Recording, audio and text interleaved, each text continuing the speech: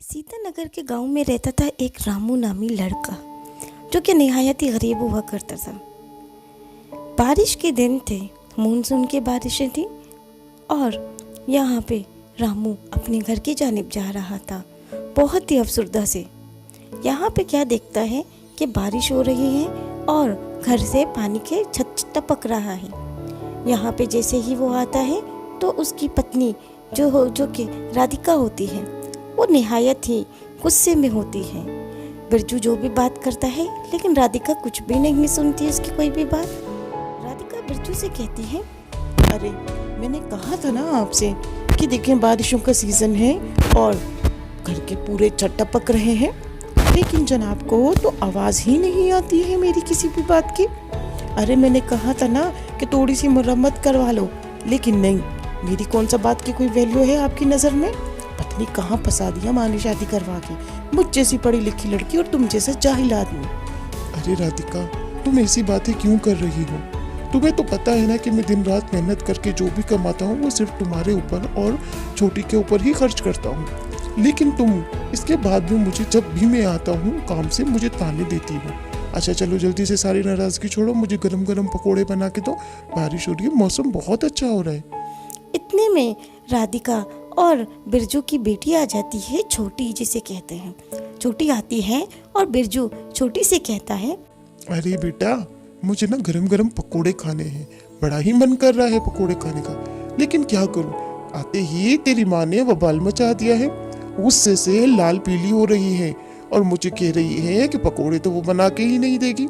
चल मेरा बेटा तू जा मेरे लिए अच्छे से पकोड़े बना के ले आ। अरे माँ बाबूजी, आप दोनों क्यों लड़ते झगड़ते रहते हो? बारिश हो रही है, छत टपक रहे हैं तो कोई बात नहीं, हम लोग दूसरे रूम में सो जाएंगे। अरे देखो मेरी बात तो सुनिए आप दोनों। अरे जिंदगी में नाम क्या होता है? कंप्रोमाइज करना, ठीक है? देखिए माँ बाबूजी मुझे अच्छे स्कूल में भी पढ़ा रहे हैं, मेरा खर्चा भी कर रहा है, आपके भी खर्चे कर रहे हैं। देखिए उनको खुद तो देखिए, वो तो खुद अपने लिए कुछ भी नहीं करते हैं। अब क्या करूँ माँ, आप इस तरह से बात करेंगी तो बाबूजी का तो पूरा दिल ही टूट जाएगा। ऐसे मत किया करें, देखिए समझदारी से काम ले। अरे तुम दोनों बाप बेटी ना बस इसी तरह से एक दूसरे का साथ देते रहते हो। अरे मुझे तो कोई बात की तुम लोगों की नज़रों में तो कोई वो ही नहीं है, मोल ही नहीं है। अरे जब देखो दोनों आपस में एक हो जाते हो और मैं वहीं की वहीं रह जाती हूँ। हाँ ठीक है, सड़ो इसी घर में। अरे राधिका, नहीं तुम इस तरीके की टेंशन लो। देखो मैं कुछ करता हूँ, मैं आज एक काम करूँगा, मैं डबल ओवर टाइम करूँगा, जो भी पैसे आएंगे मैं उसकी छत की मरम्मत करवा लूँगा, तुम फिक्र मत करो।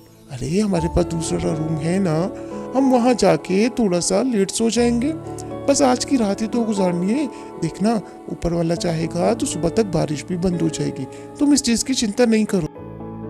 राधिका वहाँ से गुस्से से बड़बड़ाती हुई चली जाती है, क्योंकि बाप बेटी तो किसी की सुनते ही नहीं है, क्योंकि बाप बेटी एक दूसरे से बहुत ही मोहब्बत किया करते थे और राधिका बीच में हमेशा ऐसे ही फंस जाया करती थी। अब क्या होगा?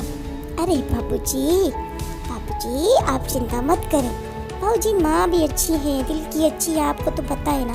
बस ऊपर से वो थोड़ा सा लड़ाई झगड़ा कर लेते हैं। बाबूजी मैं आपके लिए अच्छे से गर्मा गर्म पकोड़े बना के लाती हूँ अपने हाथ के, और हाँ साथ पुदीने की चटनी भी, ठीक है? अरे ये सारी बेटी तो बहुत ही अच्छी है, देखो तो मेरे लिए पकोड़े बनाने के लिए जा रही है, मजे मजे से खाऊंगा। ये लीजिए बाबूजी, पकोड़े ले लीजिए, गर्मा गर्म पकोड़े। इस बारिश में तो ये पकोड़े खा के आपको मज़ा ही आ जाएगा। प्याज के पकोड़े हैं, प्याज के, देखिए मज़ेदार पकोड़े, लच्छादार पकोड़े। अरे बेटी पकोड़े तो वाकई में बहुत गर्मा गर्म है। इस तरह से कहते हुए बिरजू तो पकोड़े झटपट से खा रहा होता है, न देखा आगे न देखा पीछे, बस मज़े से पकोड़े खाने लग गया है। और हाँ, पकोड़े खाते खाते वो तो यही कह रहा था कि बेटी तेरे हाथ में तो जादू है, जादू। अब कुछ ऐसा कर कि मैं पकोड़े को बना के बाहर सेल किया करूँगा। बेटी से अपनी कहता है बिरजू, बेटा ये तेरे पास ना एक बहुत ही बढ़िया आइडिया है, इससे तेरी माँ भी खुश हो जाएगी और 2-4 पैसे भी आ जाएंगे घर पे। बेटा पकोड़े तो बहुत ही मज़ेदार बना रही है, देख बेटा मानसून बारिशों का सिलसिला है, हर कोई चटपट और मैं सेव कर वो अपने बाबूजी की ये बात मान लेती है। बिरजू जो है वो पकोड़े की रेडी लगा लेता है छोटी सी। सारे आते हैं और पकोड़े लेने की फरमाइश करते हैं। गर्मा गर्म पकोड़े होते हैं, सारे लेके बड़े ही मज़े से दार बैठे होते हैं। यहाँ पे ये ग्राहक आता है और कहता है, अरे अंकल जी, ये बढ़िया बढ़िया से पकोड़े दे दो, मज़ेदार लग रहे हैं गरम गरम पकोड़े, दे दो दे दो। अरे बेटा मजेदार तो होंगे, मेरी बिटिया के हाथ के हैं। देखो बेटा, तुम एक दफा लेके जाओगे तो लेके जाते रहोगे, अपने घर वालों के लिए भी लेके जाओ, बड़े ही मजे के हैं। ऐसे पकोड़े अब तुम्हें कहीं नहीं मिलेंगे। अरे पकोड़े खा के तो मज़ा ही आ गया है। वाकई में इस लड़की के हाथ में तो जादू है। इतने बढ़िया पकोड़े तो मैंने ज़िंदगी में कभी भी नहीं खाए। एक काम करता हूँ, घर वालों के लिए भी लेके जाता हूँ। यहाँ पे आए दिन बिरजू और छोटी के ग्राहक तो बढ़ते ही जाते हैं। हर कोई आके पकोड़े खाता और पकोड़ों की तारीफ भी करता। पकोड़े इतने मज़ेदार और लच्छेदार होते हैं और मज़े मज़े की बारिश का सीज़न होता है। सब मज़े से पकोड़े खा के बिरजू का शुक्र अदा करते हैं। बिरजू बेचारा दोबारा से अपनी पत्नी के पास आता है और उसे कहता है, अजी सुनती हो, अरे पकोड़ों की रेडी लगा दी है। छोटी से कहा था कि मजे मजे से पकोड़े बनाओ। वो छोटी तो पकोड़े बहुत ही मजे के मजेदार बनाती है। अरे जाके टेस्ट करके आओ एक दफा अपनी बेटी के हाथ के पकोड़े, बड़े ही मजेदार हैं। बेचारा क्या करता बेटी बीवी को तो समझाता ही फिरता रहता है। इतने में बिरजू जो है फिर से अपने काम की तरफ दिन रात